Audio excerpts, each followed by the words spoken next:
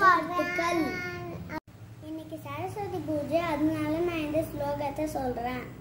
सरस्वती नमस्तुभ्यं वरदे कामरूपिणी विद्यारंभं करिष्यामि सिद्धबौतु मे सदा ज्ञानानन्दमयं देवं निर्मलं स्फटिककृतिम् आधारं सर्वविद्यानां हरिदेवम् उपास्महे.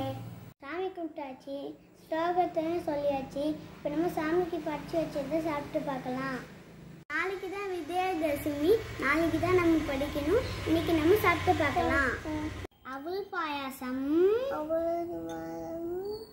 வடை, சுண்டல், பொரி.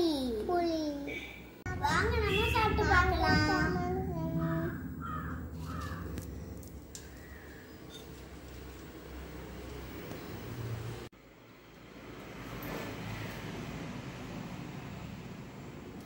சூப்பரா இருக்கு. பாய்.